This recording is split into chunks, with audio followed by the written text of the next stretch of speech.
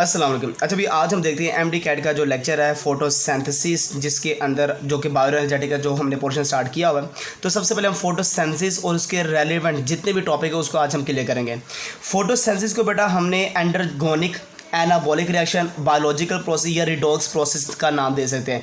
Endergonic का मतलब जिसके अंदर एनर्जी यूज़ होगी, एनाबॉलिक का मतलब जिसमें चीज़ों की फॉर्मेशन होगी, बड़े कॉम्प्लेक्स मॉलिक्यूल बनेंगे। रिडॉक्स का मतलब जिसमें ऑक्सीडेशन रिडक्शन का प्रोसेस हो रहा है। और बायोलॉजिकल प्रोसेस मतलब जिंदा जानदारों के अंदर चलने वाला जो प्रोसेस है उसका नाम क्या, फोटोसिंथेसिस है। इसका सबसे बड़ा रोल क्या है, लाइट एनर्जी को चेंज करना केमिकल एनर्जी में, मतलब सोलर एनर्जी को ग्लूकोज के अंदर केमिकल एनर्जी को बनाने का जो प्रोसेस है वो फोटोसिंथेसिस है। ये कार्बन डाइऑक्साइड के 6 मॉलिक्यूल, 12 मॉलिक्यूल वाटर के लाइट की मौजूदगी में, क्लोरोफिल की मौजूदगी में कार्बन डाइऑक्साइड रिड्यूस होती है और बना देती है ग्लूकोज को, और वाटर से आगे फॉर्मेशन हो जाती है ऑक्सीजन का मॉलिक्यूल। तो वाटर की ऑक्सीडेशन होती है, कार्बन डाइऑक्साइड की रिडक्शन होती है, इन दोनों के मिला तो क्या बन गया, रिडॉक्स रिएक्शन बन गया।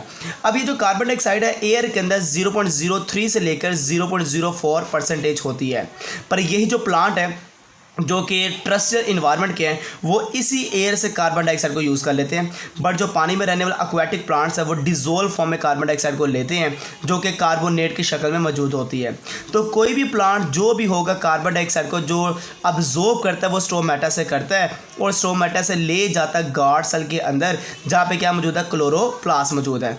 वहाँ पे यही कार्बन डाइऑक्साइड पानी के साथ मिलती है, कार्बोनिक एसिड बन जाती है, और जब कार्बन डाइऑक्साइड की ज़रूरत होती है यही कार्बोनिक एसिड दोबारा ब्रेक होती है और कार्बन डाइऑक्साइड की फॉर्मेशन कर देती है। तो इस तरह फॉर्मेशन और डीकंपोजिशन का जो प्रोसेस है वो चलता रहता है। जो वाटर है, वाटर अगर देखा जाए फोटोसिंथेसिस का रॉ मटेरियल है। तो किसी भी प्लांट के तो जो लीफ है उसके पास सेल्स होता है जिसका नाम क्या है, मेसोफिल सेल। उन मेसोफिल सेल के साथ पानी की एक बारीक सी लेयर होती है जिसको वाटर फिल्म कहा जाता है, मतलब कि वो पानी की एक छोटी सी बारीक सी फिल्म होती है, और इसका काम क्या होता है, अब्जॉर्प्शन में मदद देना है किसकी बेटा, कार्बन डाइऑक्साइड की। यही अगर देखा जाए किसी भी प्लांट के अंदर ये जो वाटर मॉलिक्यूल है ये अक्सर ब्रेकडाउन होता रहता है, और इसकी ब्रेकडाउन को कहते हैं फोटोलाइसिस। लाइट की मौजूदगी में पानी का टूटना देखकर फोटोलाइसिस है, और क्या बनाएगा, हाइड्रोजन और ऑक्सीजन। यह ऑक्सीजन तो एटमॉस्फेरिक ऑक्सीजन होगी जिसके ज़रिए हम सांस ले रहे हैं। जैसे हम कहते हैं कि दरख्त ज़्यादा से ज़्यादा लगाएं ताकि इस ऑक्सीजन की रेशो बढ़ती जाए। और ये जो हाइड्रोजन है ये प्लांट यूज़ करेगा NADH2 रिड्यूसिंग एनर्जी को बनाने के लिए। तो ऐसा प्रोसेस जिसमें ब्रेकडाउन होती है वाटर की बाय फोटो सिस्टम 680 के अंदर in the presence of light, इसको कहते हैं दे आर कॉल्ड फोटोलाइसिस है। ये जो वाटर मॉलिक्यूल है ना, ये आपने याद रखना कि इस वाटर मॉलिक्यूल से ऑक्सीजन की फॉर्मेशन होती है। ये हमें कैसे पता लगा कि जैसे फोटोसिंथेसिस का रिएक्शन देखा जाए, कार्बन डाइऑक्साइड वाटर के साथ मिलती है तो ग्लूकोज, ऑक्सीजन और वाटर बनता है। अब ये ऑक्सीजन कहाँ से आती है, इसको पता करवाने के लिए एक साइंटिस्ट है वॉन नील, इस साइंटिस्ट ने एक तजर्बा किया। इसने यूज़ किया ऑक्सीजन का आइसोटोप जो कि 18 के हैं, क्या है, आइसोटोप जो O2 18 है। 1903 में ये पूरा तजर्बा हुआ जिसमें ये आइसोटोप दे दिया वाटर को। जैसे रिएक्शन हुआ तो ये ऑक्सीजन जो वाटर वाली 18 आइसोटोप वाली ये किसके पास गई, जो एटमॉस्फेरिक ऑक्सीजन है। और यही अगर आइसोटोप इसने कार्बन डाइऑक्साइड को दे दिया तो ये कार्बन डाइऑक्साइड वाली ऑक्सीजन कहाँ पे गई, ग्लूकोज के पास। तो हमें ये पता लगा कि कार्बन डाइऑक्साइड की जो ऑक्सीजन है वो एटमॉस्फेरिक ऑक्सीजन नहीं है, वो बेसिकली ग्लूकोज की फॉर्मेशन करती है, और जो वाटर की ऑक्सीजन है वो किसकी फॉर्मेशन करती है, एटमॉस्फेरिक ऑक्सीजन की करती है। इसी तरह आगे चला जाए तो लाइट अगर देखा जाए, सन लाइट जो सी है सूरज से आने वाली रोशनी, इसको हम लाइट एनर्जी भी कहते हैं, इलेक्ट्रोमैग्नेटिक या सोलर रेडिएशन भी कहते हैं।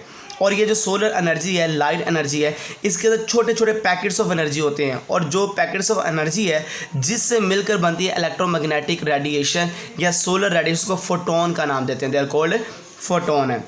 तो ये जो पूरी लाइट एनर्जी है, solar radiation, electromagnetic radiation, light energy है, पर जिससे मिलकर बनती है वो पैकेट ऑफ एनर्जी का नाम क्या है, फोटोन है।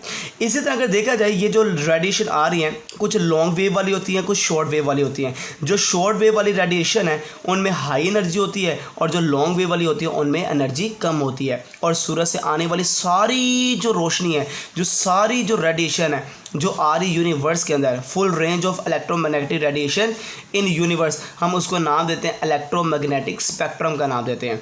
तो इलेक्ट्रोमैग्नेटिक स्पेक्ट्रम का मतलब क्या है, जो full range of electromagnetic radiation है जो यूनिवर्स के अंदर आ रही है, हम इस पूरे यूनिवर्स की जो लाइट है उसको इलेक्ट्रोमैग्नेटिक स्पेक्ट्रम का नाम देते हैं। इनमें से एक सबसे इंपॉर्टेंट स्पेक्ट्रम है, एक सबसे इंपॉर्टेंट जो रेज है उसको विजिबल लाइट कहते हैं, जो आई से हम देख भी सकते हैं, जिसकी वेवलेंथ है 380 से लेकर कितनी है 750 नैनोमीटर तक है। और main cheese small part of spectrum है, और यही वो विजिबल लाइट है जिसको अगर देखा जाए प्लांट भी यूज़ करता है या इस लाइट को यूज़ करता है। तकरीबन 1% जो प्लांट है वो लाइट को यूज़ करता है, और जो 99% वो रिफ्लेक्ट हो जाती है। ठीक है, वो जो रिफ्लेक्ट हो रही है वो 99% है, और 1% जो प्लांट है इस लाइट को अब्जॉर्ब कर लेता है। और इसको अब्जॉर्ब करने के बाद करता है क्या है, फोटो सिस्टम 1 के अंदर इस पानी को ब्रेक करेगा, फोटोलाइसिस का प्रोसेस होगा और हाइड्रोजन और ऑक्सीजन बनेगी। ऑक्सीजन तो एटमॉस्फेरिक ऑक्सीजन होगी, बट जो हाइड्रोजन है वो NADH2 की फॉर्मेशन करेगा। इसी तरह आगे देखते हैं एनएरोबिक रेस्पिरेशन के बारे में।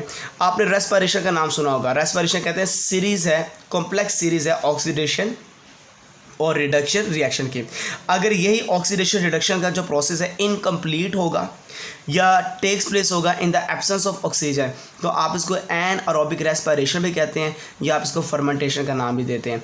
इस प्रोसेस में सबसे मेन काम क्या होना है, NADH जो कि ऑक्सीडाइज होगा और किस में कन्वर्ट हो जाएगा, NAD के अंदर। देखते हैं कैसे। एक है अल्कोहलिक फर्मेंटेशन, एक है लैक्टिक एसिड फर्मेंटेशन। अल्कोहलिक को या लैक्टिक एसिड, सबसे पहले ग्लूकोज को तोड़ा जाएगा और 2 पायरोवेट को बनाया जाएगा। जैसे ग्लूकोज को तोड़ा जाएगा और 2 पायरोवेट को बनाया जाएगा। ग्लूकोज जब टूट कर पायरोवेट में चेंज होता है तो 2 ATP की फॉर्मेशन होती है और 2 NADH की बनता है, और इस प्रोसेस को कहते हैं ग्लाइकोलाइसिस। यहाँ पे ग्लूकोज जब इसमें चेंज होगा 2 पायरोवेट के अंदर 2 NADH बनेगा और 2 ATP बनेगा, और इस प्रोसेस को नाम दिया जाएगा, दे आर कॉल्ड ग्लाइकोलाइसिस है। अब यहाँ पे जो 2 पायरोवेट है, 2 पायरोवेट, इसके अंदर से 2 कार्बन डाइऑक्साइड रिलीज होगी। ये देख सकते हैं CO2, 2 खारिज होगी, क्योंकि 2 पायरोवेट है ना, 2 खारिज होगी। जैसे ये 2 खारिज होंगी तो बन जाएगा 2 एसेटल्डिहाइड, ये आपके सामने है। और यही 2 एसेटल्डिहाइड अगेन इन 2 हाइड्रोजन को इस्तेमाल करेगा। एक हाइड्रोजन इधर आ जाएगा, एक इधर, ये देख सकते हैं, एक इधर आ गया, एक इधर आ गया, और ये किस में कन्वर्ट हो गया, 2 NAD के अंदर। और क्या बन गया, 2 एसेटल्डिहाइड से 2 एथानॉल बन गए। तो एक ग्लूकोज से 2 एथानॉल बनते हैं, और इस एथानॉल के बनने के प्रोसेस को कहते हैं अल्कोहलिक फर्मेंटेशन है। सेम इसी तरह ये अगर देखा रहे, ये यूकैरियोटिक सेल, यीस्ट और प्लांट्स में आपको ये प्रोसेस नज़र आता है। लैक्टिक एसिड फर्मेंटेशन के अंदर जो 2 पायरोवेट बन गए, ये 2 NADH को इस्तेमाल करेंगे, 2 हाइड्रोजन लेंगे, और हाइड्रोजन लेने के बाद एक इधर लग जाएगा, एक इधर लग जाएगा। जैसे ये एक इधर लग गया, एक इधर लग गया, और बन गया 2 लैक्टेट। और ये आपको बैक्टीरिया, एनिमल मसल के अंदर लैक्टेट बनता हुआ नजर आएगा। जैसे ये खलियाँ कहते हैं ना, खलियाँ, कि इंसान को खलियाँ पड़ चुकी हैं। खलियाँ क्या है, ये बेसिकली आपकी बॉडी के अंदर लैक्टिक एसिड की फॉर्मेशन होती है, और ये लैक्टिक एसिड कब बनता है, जब ऑक्सीजन की कमी आती है मसल्स के अंदर।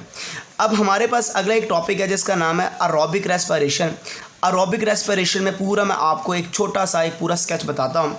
एरोबिक रेस्पिरेशन में ग्लाइकोलाइसिस आता है, पायरोवेट डीकार्बोक्सिलेशन आता है, क्रब साइकिल आता है। इन सब को मिलाकर, और इलेक्ट्रॉन ट्रांसपोर्ट चेन आता है, इन सब को मिलाकर हमारे पास एरोबिक रेस्पिरेशन का प्रोसेस बन जाता है।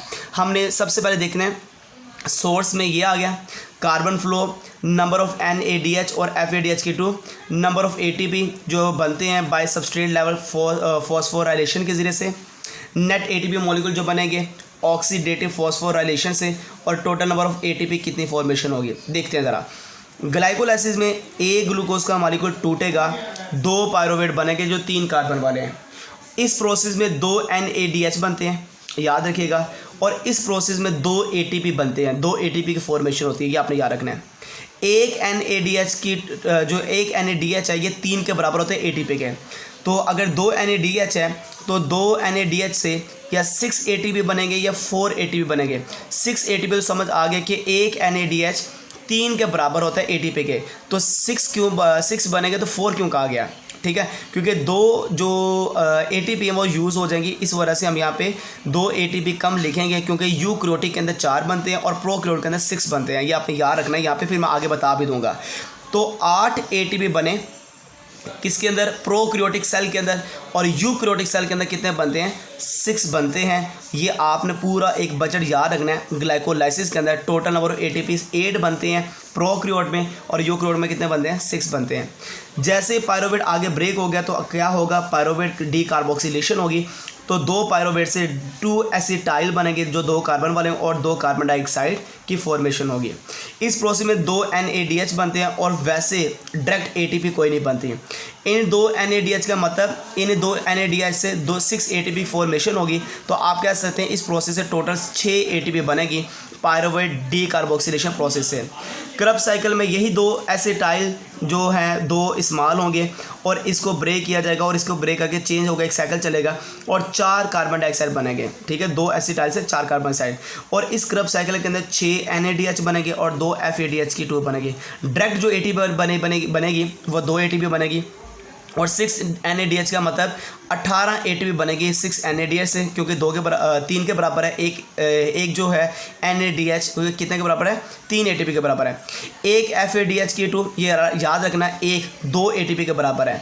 तो 2 NADH की 2 बना मतलब 4 ATP बनेंगे, और इन सारी ATP को काउंट किया जाए तो टोटल हमारे पास कितने बने थे, 24 ATP की फॉर्मेशन होती है क्रब साइकिल के अंदर। मतलब 18 और 4 कितने होंगे, 22, और डायरेक्ट कितने बने, 2, तो 22 और 2 कितने होंगे, 24 ATP की फॉर्मेशन होती है क्रब साइकिल के अंदर।